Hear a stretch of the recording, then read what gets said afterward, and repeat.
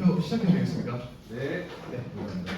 저희는 ESS 마이크로그리드라는 주제로 이제 과제를 수정했고 이제 발표하게 된 HESS 히스팀의 주 팀장 정윤이라고 합니다. 되겠습니다.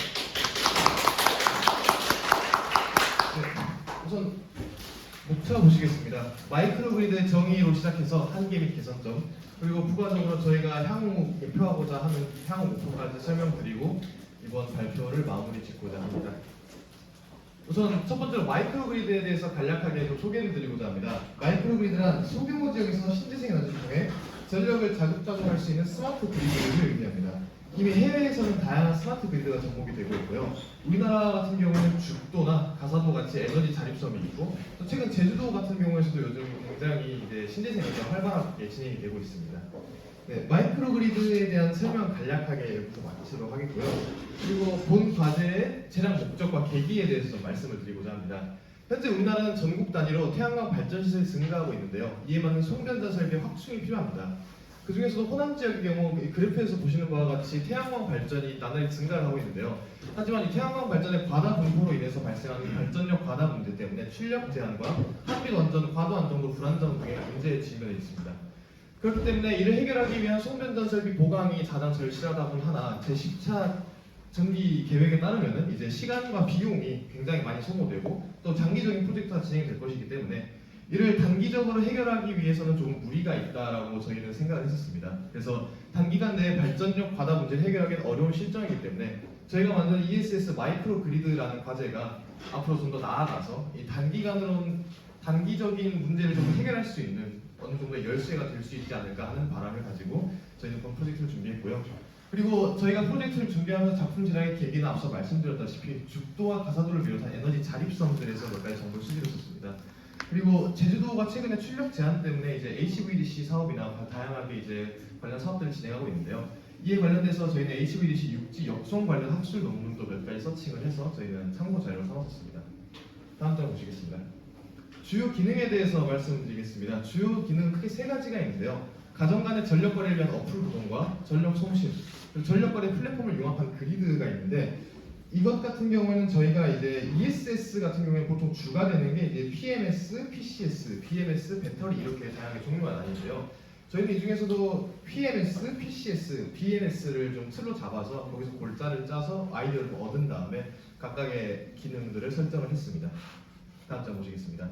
제작 과정입니다. 아두이노 주요 부품부터 시작해서 동작 영상 총 6단계로 끝나는 제작 과정이고요. 아두이노 주요 부품 같은 경우는 우선 아두이노로 ESP8266 모델을 사용하였고요. 그리고 4채널 릴레이 모듈로 저희가 원하는 전력을 이제 제한하고 송신할 수 있게끔 꾸몄습니다. 또한 리튬 배터리는 현재 저희가 ESS로서의 역할을 하게끔 리튬 배터리를 일단 구매했고요. USB 허브가 지금 현재 태양광 판넬을 대신하여서 에너지를 전달하는 역할을 하고 있습니다. 이건 추후에 이제 저희가 프로젝트를 진행하면서 실제 태양광 패널을 설치하여서 실제 태양광 패널에서 신재생 에너지를 받아서 신재생 에너지로 발전하게끔 돌아가게끔 태양광을 제작할 예정입니다. 아두이노 코드는 다음과 같습니다.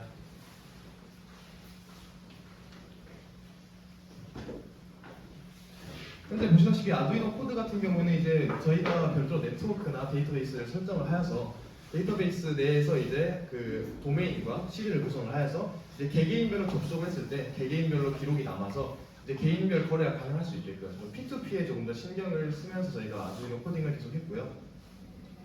하드웨어 구성 및 스키매틱 회로입니다. 하드웨어 구성에 대해서 조금 설명을 드리겠습니다. 우선 여기 보이시는 각 배터리를 집 1과 집 2로 규정을 하겠습니다. 여기가 집 1이고 여기가 집 2입니다. 각각의 배터리는 릴레이 모듈이 연결되어서 아두이노로 이렇게 제어할 수 있게끔 꾸몄고요. 이 릴레이 모듈의 에너지를 공급, 차단하는 역할을 합니다. 이어서 릴레이 모듈에서 컨버터로 연결을 해주었고, 컨버터가 1번 집과 2번 집 사이에서 1번 집의 전압을 높여주고 2번 집의 전압을 낮춰주면서 전압 강화로 인해서 각각 양방향 송수신이 되게끔 하고 있습니다. 저희는 당초 목표였던 두 집 사이의 양방향 전력 전송을 성공하였기 때문에 다음 최종 목표에서는 이제 집 4개를 상호간을 연결하여서 집 4개가 상호 동시 송수신 가능하게끔 만드는 것이 저희의 최종 목표입니다. 다음 장 보시겠습니다. 작품 연결 및 사진입니다. 앞서 말씀드렸다시피 각각 1번과 2번 집의 태양광 에너지를 허브로 구현을 하였고요. 그리고 3번, 4번 같은 경우는 마찬가지로 1번과 2번 집의 충전된 에너지로 릴레이 모듈 각각 1채널과 2채널을 이용해서 1번 집과 2번 집을 충전한 사진입니다. 다음 장 보시겠습니다. 동작 영상 재생하도록 하겠습니다. 지금 보시면 ESS 어플을 사용해서 보시면 1채널에 68%라고 출력이 나와 있죠. 68%의 전력이 지금 ESS가 가동되자 올라가시는 거 볼 수 있습니다. 반대로 이 채널 2번 집 같은 경우에는 퍼센테이지가 점점 내려가고 있죠. 그러면서 네오픽셀이 빨간색 1번 집에서 2번 집으로 배터리가 넘어갔다는 것을 의미합니다. 릴레이 모듈이 발동이 되면서 1번 집에서 지금 전력이 공급되고 있다는 걸 표시하고요. 반대로 2번 집에서는 퍼센테이지가 점점 올라가고 있는 것을 보실 수 있습니다. 그러면 이렇게 되면 반대로 1번 집에서 2번 집에 에너지를 보내주고 있는 것이기 때문에 1번 집 같은 경우에는 퍼센테이지가 내려가게 됩니다. 그렇게 되면 반대로 또 손수이 되기 때문에 파란색 네오픽셀을 사용하여서 색깔을 구분을 하여서 저희가 각각 집이 양방향으로 손수이 된다라는 것을 좀 더 시각화하기 위해서 색깔을 다르게 설정했습니다. 네, 보시는 바와 같이 지금 ESS 어플을 실행을 하였을 때 네오픽셀이 이동을 하면서 지금 송수시 되고 있다는 것을 시각화했습니다.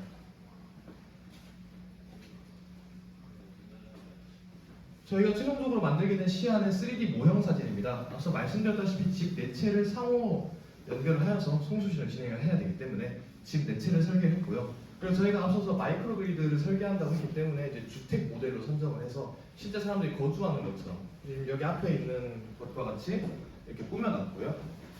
최종적으로 저희가 완성하게 될 시안 같은 경우에는 이제 밑에 회로가 들어가게 되고 위에 있는 태양광 패널에서 에너지를 받게 되어서 4개의 집이 서로 상호 충방전을 동시에 하게 되는 구조를 가질 것 같습니다. 실사용 시간의 효과입니다. 신재생 에너지의 그리드화로 인해 효율적인 자체적인 에너지 생산 및 소비가 가능하고요. 에너지 생산과 소비량을 측정하여 효율적인 전력 소비가 가능합니다. 또한 어플리케이션을 시각화를 통해서 전력 거래를 좀 더 쉽게 할 수 있는 접근성을 상승시킬 수 있을 것이다 라고 저희는 기대하고 있습니다. 저희가 추가적으로 조사를 하면서 이제 마이크로 그리드가 가지고 있는 자체적인 한계에 대해서도 알아보았는데요. 크게 4가지로 구분할 수가 있겠습니다. 기술적인 문제와 시설 규모, 배터리와 네트워크 보안 및 관리 문제가 있는데요. 다음으로 이제 차후 계획에 대해서 말씀드리자면 앞서 말씀드렸던 이 마이크로 그리드의 한계를 어느 정도 극복을 하고자 일단 어플리케이션과 마이크로 그리드로 분류를 나누어서 설명을 드리자면 저희는 이제 어플리케이션을 통해서 전력 거래를 함으로써 경제적인 이익을 보는 것을 또 하나의 최종 목표로 삼고 있습니다. 그렇기 때문에 P2P를 통한 상호 거래망을 구축하고 이것을 앱을 통해서 사용자의 편의성을 향상시키는 것으로 이어질 것 같습니다. 그 다음 실시간 거래 내용 및 누적 거래량을 표시하여서 그 은행 거래 뱅킹하는 어플처럼 내가 거래를 했을 때 누구와 거래를 했고 또 얼마나 거래를 했으며 또 앞으로도 얼마나 거래를 할 수 있다 등을 표시할 것 같습니다. 또한 전력량 단가 표시로 인해서 평균 가격대를 형성하게 되는데요. 한전 측에서 나와 있는 전기 킬로와트당 단위수를 조금씩 이렇게 섞어가면서 저희만의 기준을 이민점을 만들어서 가격대를 형성하게 될 것 같습니다. 또한 완전 방등 경고 표시를 3단계로 나누어서 단계별로 점등하게 되면서 이걸 알리게 될 것 같고요. ESS 마이크로 그리드 부분 같은 경우는 충방장 컨버터로 전압과 전류를 더 컨트롤하고 태양광 패널을 실제로 설치해서 실제 신재생 에너지 운용을 하는 것을 목표로 하고 있습니다.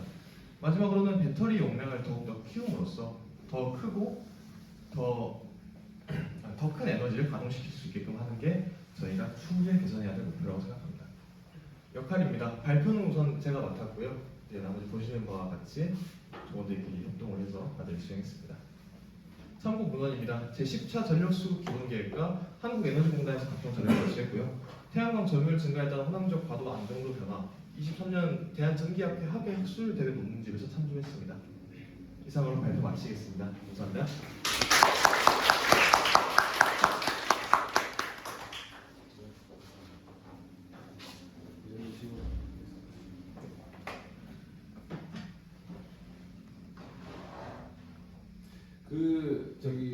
P2P 거래라고 하는 거는 이제 굉장히 먼 미래의 얘기인 줄 알았는데 작품으로 보니까 좀 가까워지는 것 같은 느낌이 듭니다. 아, 네. 최근에 네, 맞습니다.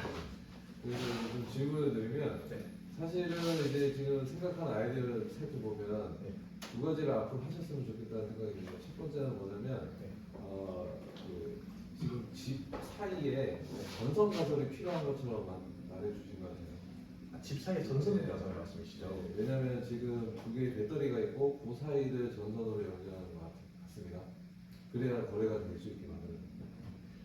저희는 이제 기본적으로 이제 매설을 한다고 했었었는데 저희는 이제 어떤 아이디어를 참고했었냐면 최근에 신도시 같은 경우에는 지중화를 많이 하지 않습니까? 가로등 같은 것도 그렇고 그래서 네, 제가 드리는 말은 그게 아니고 네. 다이렉트로 연결되는 두 라인을 가서 해야만 운전되겠죠. 되는 것처럼 만들어 주십니다. 아, 네 맞습니다. 그것도 저희 지금 향후 보완점에 참고해서 그래서 뭐 공통선이 있습니다. 그러니까 한전선이 있고 한전에서도 막 들어오고 뭐 다 같이 쓰는 선이 있는데 네, 거기를 통해 가지고 이제 거래를 좀 하신단 말입니다. 이게 네 맞습니다. 뭐라고 해야 되지? 인터넷 선이 있고 네, 그냥 둘만 움직이는 거예요. P2P 거래요. 네 맞습니다. 그런 식으로 움직여야 되는데 지금 선이 그냥 전동선이 하나 있는 거예요. 그걸 가져해야만 지금 움직이는 거였으니까 네. 조금 이상하지 않을까 하는 생각이 듭니다. 네.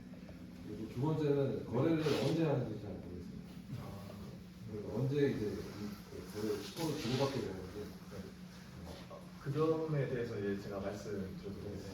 그 저희가 이제 어떤 구상을 했었었냐면 이제 그 교수님께서 말씀하셨다시피 이제 양쪽 집안이 있다고 가정했을 때 이제 어떤 집안은 소비 전력이 많을 것이고 또 다른 집안은 소비 전력이 그 집에 비해서 좀 적은 집이 있을 거라고 저희는 가정했습니다. 그래서 소비 전력이 큰 집안이 이제 자체적으로 ESS를 운영을 하면서 ESS가 점점 사용을 하게 되면 아무래도 좀 용량이 떨어지고 이제 ESS의 내부의 에너지가 떨어지게 되지 않습니까? 그래서 그런 경우에 이제 에너지를 더 많이 가지고 있는 집에서 에너지를 더 적게 갖고 있는 집이 먼저 요청을 하게 되면은 상호간에 수락을 해서 상호간 에너지를 주고받게끔 해서 소비 ESS를 사실 메인 전원으로 돌린다라는 아이디어까지 진행을 저희가 생각을 하고 있는데 아무래도 ESS만으로 이제 주 전원으로 하기에는 아직까지 좀 무리가 있다라고 생각을 하지만 그러면서 제가 구현하고 싶은 것은 아무래도 마지막 말씀드렸다시피 ESS이기 때문에 그래서 동일하게 아까 말씀드렸다시피 이 소비 전력이 큰 곳과 작은 곳이 상호간에 이제 그 상호간에 OK를 하게 되면은 어플이 거래가 가능하게끔 그런 시스템을 저희가 구현하고 있습니다.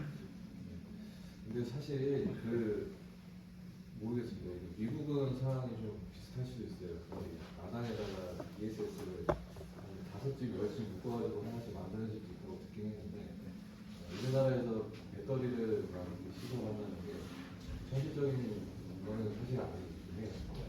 그래서 이제 주로 이제 태양광 얘기를 많이 하시고 태양광에서 이제 출력 그 보정하기 위해서 분명히 지금 얘기하는 메인으로 가는 수 없어지는 작은 배터리를 가지고 그다음에 이제 주로 이제 남는 태양광 발전량을 실제로 누가 쓰면은 이제 그쪽에서 사용할 수 있도록 하는 게 지금 아이디어들이란 말이죠. 이게 배터리를 가지고 이렇게 왔다 갔다 하는 거거든요. 배터리는 이제 어플을 만들기는 되게 쉬운데 사실은 현실적인 거를 생각하면 조금은 비현실적일 수도 있다 생각이 듭니다. 그래도 좀 너무 비현실일 수도 있을 지금 이기희 교수님이 했던 얘기가 초기 아이디어예요. 사실은 각 가정마다 전력량을 계속 모니터링하면서 사용량을 그래서 사용량이 많은 쪽에다가 태양광에서 발전한 전력을 A 집에서 B로 보내주고 그걸 계량을 해가지고 전력을 뭐 계산해가지고 서로 나중에 청구하고 그런 걸 생각했다가 구현이 힘들다 보니까 이제 배터리로 넘어가서 배터리에 직접 주고받는 그런 형태가 된 거죠. 근데 어쨌든 하는 것 중에 최대한 해야 되고 지금 전력량이나 이런 거 계산이 안 되고 있어요. 그냥 단순히 보여주기식으로 버튼 눌러가지고 전력을 저를 보낸다만 표시를 할 뿐이지 얼마의 전력을 주고받고 그런 것까지 하려고 했잖아 목적으로. 네, 최종 목적이 그렇지. 네. 다음 학기에 보완합시다. 네, 알겠습니다.